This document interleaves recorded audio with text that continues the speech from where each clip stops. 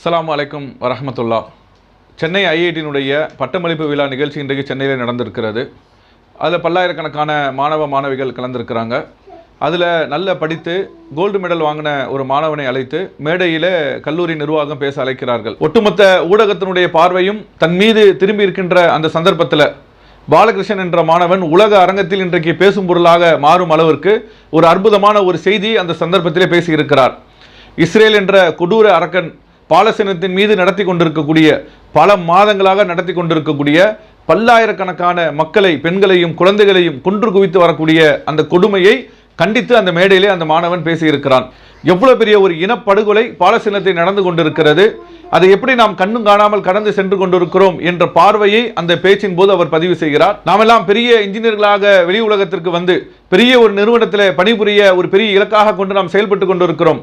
ஆனால் இந்த இஸ்ரேல் பாலஸ்தீனத்தினுடைய யுத்தத்தில் இஸ்ரேல் நாட்டுக்கு பாலஸ்தீனத்தினுடைய மக்களை கொன்று குவிப்பதற்காக லேட்டஸ்ட் டெக்னாலஜி எல்லாம் விற்பனை செய்வதெல்லாம் நம்மளே மாதிரியான பொறியாளருடைய உழைப்புகள் தான், அந்த டெக்னாலஜி தான் நாங்கள் விற்கப்பட்டிருக்கிறது. அதன் மூலம் தான் பல்லாயிரக்கணக்கான மக்கள் கொல்லப்பட்டிருக்கிறார்கள். நம்மளுடைய உழைப்பும் நம்மளுடைய ஆக்கமும் யாரையும் அழிப்பதற்காக இருக்கக்கூடாது.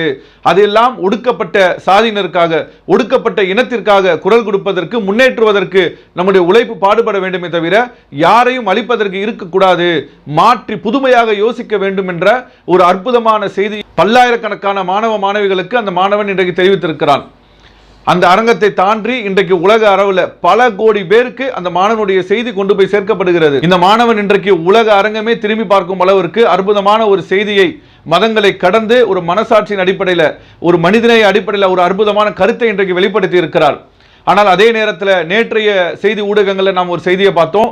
பீகார் மாநிலத்திலிருந்து தேர்ந்தெடுக்கப்பட்ட நாடாளுமன்ற உறுப்பினர் பாஜகவை சேர்ந்த கிரிராஜ் சிங் என்ற ஒரு மதவாதத்தை, ஒரு மத கலவரத்தை தூண்டும் விதமாக வெறுப்பான ஒரு பேச்சை இன்றைக்கு பேசியிருக்கிறான். அவன் நேற்று மட்டுமல்ல, கடந்த 10 ஆண்டு காலமாக இந்த பாஜகவினுடைய ஆட்சியில் மிக முக்கியமான ஒரு பொறுப்புக்கு அவன் தேர்ந்தெடுக்கப்படுகிறான். தொடர்ச்சியாக முஸ்லிம்களுக்கு எதிராக, தாழ்த்தப்பட்ட பிற்படுத்தப்பட்ட சமூகத்திற்கு எதிராக அவ்வளவு வெறுப்பு பேச்சை பேசிக்கொண்டே இருக்கிறான். இந்த தேசத்தில் முஸ்லிம்களே இருக்கக்கூடாது, அவரை பாகிஸ்தானுக்கு விரட்டி அடிக்கப்படணும், இந்தியாவிலே முஸ்லிம்களுக்கு வாழ்வதற்கு தகுதி கிடையாது, அதே போன்று இந்த தேசத்திலே பள்ளிவாசல்கள் கெட்டப்படக்கூடாது என்றெல்லாம் அவ்வளவு மதவெறி பேச்சுக்களை எல்லாம் பேசக்கூடிய, இது மாதிரியான மதவாதிகள் பேசக்கூடிய பேச்சுகளுக்கு முன்பாக இந்த பாலகிருஷ்ணன் என்ற மாணவனுடைய பேச்சு உண்மையிலேயே மிகப்பெரிய ஆறுதல் அளிக்கிறது. மதங்களை தாண்டி மனிதநேயத்தை வெளிப்படுத்தக்கூடிய அந்த மாணவனுடைய உரையானது உண்மையிலே ரொம்ப ரொம்ப ரொம்ப பாராட்டுக்குரியது என்பதை இந்த சந்தர்ப்பத்தை நாம் தெரிவித்துக் கொள்கிறோம்.